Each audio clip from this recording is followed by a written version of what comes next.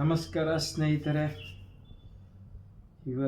ಈ ದಿನ ನಾನು ಬಂದಿರೋದು ಬಹಳ ದುಃಖ ಭರಿತ ಹೃದಯದಿಂದ, ಬೇಸರದೊಂದಿಗೆ ನಾನು ಮಾತಾಡ್ತಾ ಇದ್ದೀನಿ.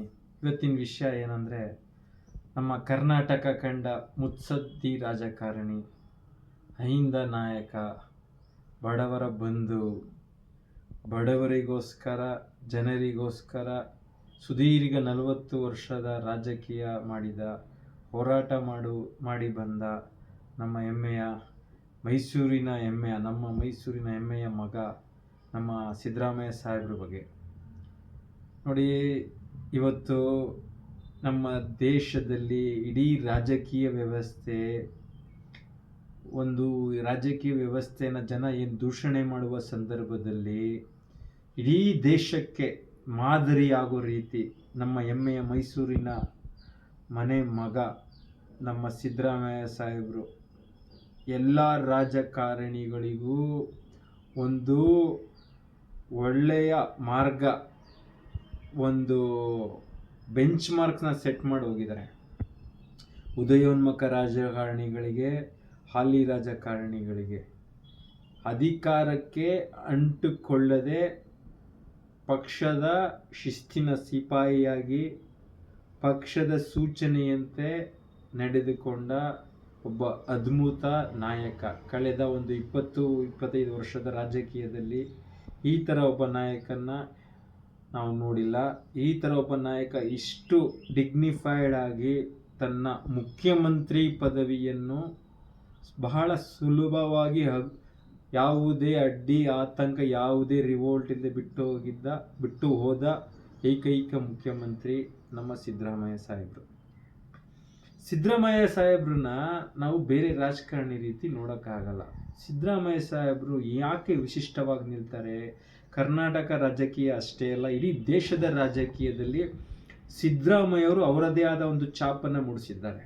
ಕಳೆದ 40 ವರ್ಷದ ರಾಜಕೀಯದಲ್ಲಿ ಸುದೀರ್ಘ ಕರ್ನಾಟಕದ ಇತಿಹಾಸದಲ್ಲಿ ಫೈನಾನ್ಸ್ ಮಿನಿಸ್ಟರ್ ಸುದೀರ್ಘ 18 ವರ್ಷಗಳ ಕಾಲ ಅವರು ಫೈನಾನ್ಸ್ ಮಿನಿಸ್ಟರ್ ಆಗಿದ್ದರು. ಅದಕ್ಕೂ ಹೆಚ್ಚಿಗೆ ಅವರು ಫೈನಾನ್ಸ್ ಮಿನಿಸ್ಟರ್ ರೆಕಾರ್ಡ್ ಮಾಡಿದ್ದಾರೆ. ಒಂದು ಬಡ ಕುರಿ ಕಾಯುವರ ಮನೆಯ ಹುಡುಗ, ಅವರ ಬಡತನದ ಹಿನ್ನೆಲೆ, ಕುರಿ ಕಾಯುವ ಮನೆತನದ ಹುಡುಗ, ಯಾವುದೇ ಮನೆತನದ ರಾಜಕೀಯ ಇತಿಹಾಸ ಇಲ್ಲ, ಸಾಮಾನ್ಯ ಬಡ ಕುಟುಂಬದ ರೈತಾಪಿ ಕುಟುಂಬದ ಮನೆ ಹುಡುಗ ಒಂದು ಮುಖ್ಯಮಂತ್ರಿ ಪದವಿಗೆ ಏರಿ, ಅದು 2 ಬಾರಿ ಮುಖ್ಯಮಂತ್ರಿಯಾಗಿ ಒಂದು ಅತ್ಯುತ್ತಮ ಪದವಿಗೆ ಏರ್ತಾರಲ್ಲ ಸಾಮಾನ್ಯ ಮನೆತನದ ಹುಡುಗ. ಇದು ಸಾಧ್ಯ ಆಗಿದ್ದು ನಮ್ಮ ಬಾಬಾ ಸಾಹೇಬ್ ಅಂಬೇಡ್ಕರ್ ಕೊಟ್ಟಿರೋ ಸಂವಿಧಾನದಿಂದ. ಈ ಥರ ಒಂದು ಸಾಧನೆ ಮಾಡಿರುವ ಸಿದ್ದರಾಮಯ್ಯನವರು ಅಭಿನಂದನಾರ್ಹರು. ಇವರು ಯಾಕೆ ವಿಶಿಷ್ಟ ಆಗ್ತಾರೆ ಅಂತ ನಾನು ಆಗಲೇ ಹೇಳ್ದಂಗೆ, ಏನಕ್ಕೆ ಅಂದರೆ, ಇವರು ರಾಜಕಾರಣ ಎಲ್ಲರೂ ಮಾಡ್ತಾರೆ, ರಾಜಕೀಯ ಮಾಡೋಕ್ಕೆ ಬಂದರೆಲ್ಲ ರಾಜಕಾರಣ ಮಾಡ್ತಾರೆ. ಆದರೆ ಇವರು ಏನು ವಿಶಿಷ್ಟವಾಗಿ ನಿಲ್ತಾರೆ ಅಂದರೆ, ಇವರು ಸ್ವಂತಕ್ಕೋಸ್ಕರ ರಾಜಕಾರಣ ಮಾಡಲಿಲ್ಲ. ಬಡವರು, ದಲಿತರು, ಅವರಿಗೋಸ್ಕರ ರಾಜಕಾರಣ ಮಾಡಿದವರು. ಇವ್ರ ಹತ್ರ ಜಾತಿ ಗೀತಿ ಧರ್ಮ ಏನೂ ಇರಲಿಲ್ಲ. ಇವರು ಜಾತ್ಯತೀತರಾಗಿದ್ದರು. ಇವ್ರಿಗೆ ಜಾತಿ ಧರ್ಮದ ಭೇದ ಭಾವನೆ ಗೊತ್ತಿರಲಿಲ್ಲ, ಮಾಡೇ ಇಲ್ಲ ಅವ್ರ ರಾಜಕಾರಣದಲ್ಲಿ.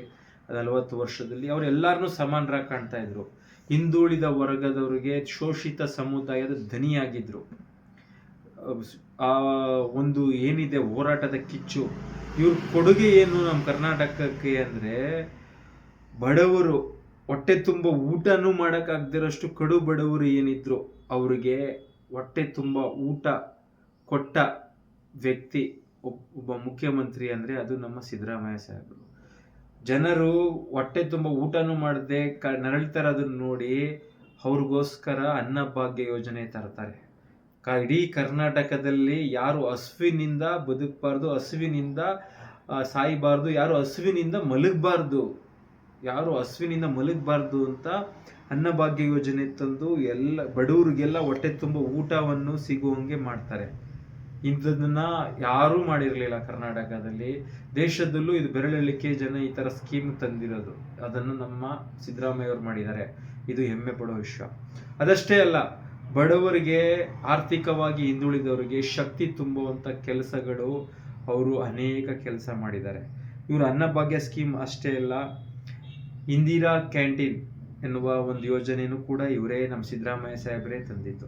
ಅದಲ್ಲದೆ ಈ 5 ಗ್ಯಾರಂಟಿ ಯೋಜನೆ ಏನು ಕೊಟ್ಟಿದೆ ನಮ್ಮ ಕಾಂಗ್ರೆಸ್ ಪಕ್ಷ, ಅದನ್ನು ಕೂಡ ನಮ್ಮ ಸಿದ್ದರಾಮಯ್ಯ ಸಾಹೇಬರ ನೇತೃತ್ವದಲ್ಲೇ ನಾವು ಸರ್ಕಾರ ಇದನ್ನ ತಂದು ಇಂಪ್ಲಿಮೆಂಟ್ ಮಾಡಿದ್ದು. ಅದರಿಂದ ಏನಾಗಿದೆ, ಕರ್ನಾಟಕದಲ್ಲಿ 5 ಗ್ಯಾರಂಟಿ ನೋಡಿ, ಹೆಣ್ಮಕ್ಳು, ಇಡೀ ಭಾರತದ ಇತಿಹಾಸದಲ್ಲಿ ಹೆಣ್ಮಕ್ಳಿಗೆ ಆರ್ಥಿಕ ಶಕ್ತಿನೇ ಇರಲಿಲ್ಲ. ಆ ಶಕ್ತಿಯನ್ನ ಈ ನಮ್ಮ 5 ಗ್ಯಾರಂಟಿ ಯೋಜನೆ ಮುಖಾಂತರ ನಮ್ಮ ಸರ್ಕಾರ ತಂದಿದೆ. ಅದರಲ್ಲಿ ನಮ್ಮ ಸಿದ್ದರಾಮಯ್ಯ ಕೊಡುಗೆ ಬಹಳ ಇದೆ. ಅವರು ಹೆಣ್ಮಕ್ಳಿಗೆ ಸ್ವಾತಂತ್ರ್ಯ ಕೊಟ್ಟರು.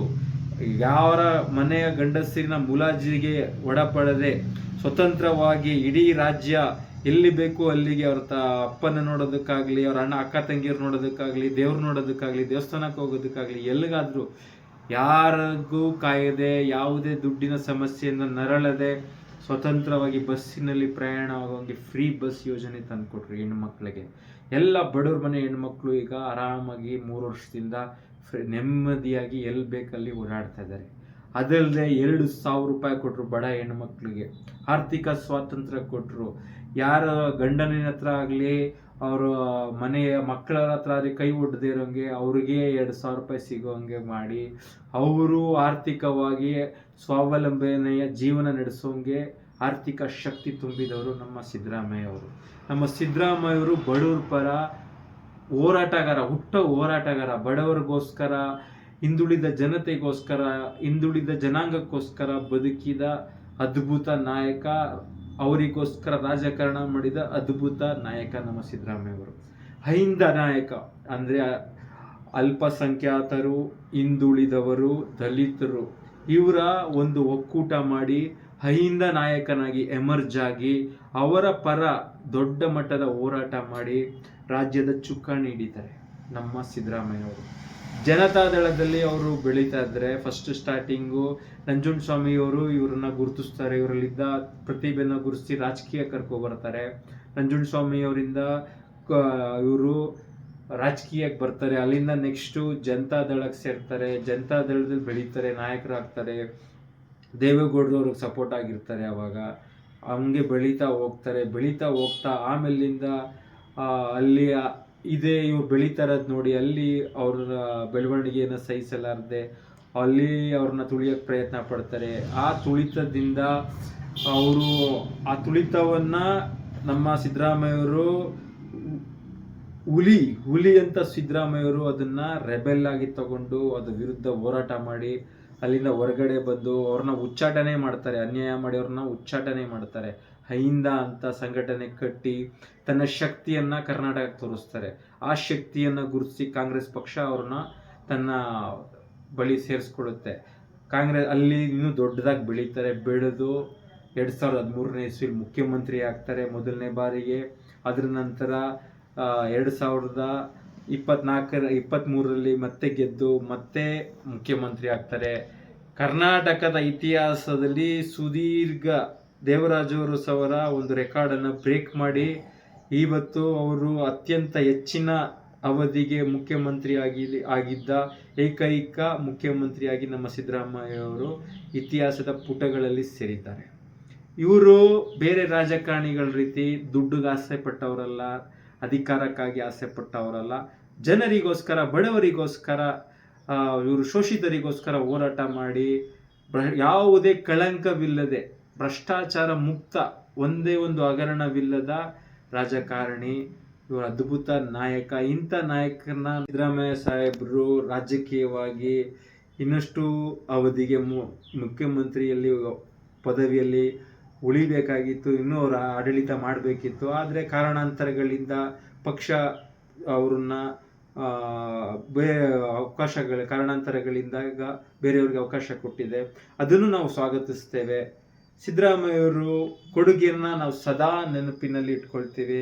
ಇನ್ನೊಂದು ಒಬ್ಬ ಮೈಸೂರಿಗನಾಗಿ ನಮ್ಮ ಮೈಸೂರಿನ ದೊಡ್ಡ ಮಟ್ಟದ ನಾಯಕ, ಮುಖ್ಯಮಂತ್ರಿಯಲ್ಲಿ ಹುದ್ದೆಯಲ್ಲಿ 8 ವರ್ಷ ಇದ್ದಿದ್ದು ನಮ್ಮ ಸಿದ್ದರಾಮಯ್ಯ ಸಾಹೇಬ್ರೆ, ನೀವು ಕೊಟ್ಟ ಕೊಡುಗೆ ಯಾವತ್ತೂ ನಮಗೆಲ್ಲ ಸದಾ ನಮ್ಮ ನೆನಪಿನಲ್ಲಿ ಇರುತ್ತೆ.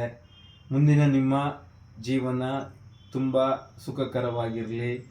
ದೇವರು ನಿಮಗೆ ಆರೋಗ್ಯ ಕೊಟ್ಟು ಇನ್ನೂ ಹೆಚ್ಚಿನ ಶಕ್ತಿ ಕೊಟ್ಟು ಇನ್ನು ನಮ್ಮ ಜೊತೆ ನೀವು ಖುಷಿಯಾಗಿರಬೇಕು ಅಂತ ನಾವು ಬಯಸ್ತೀವಿ. ಧನ್ಯವಾದ.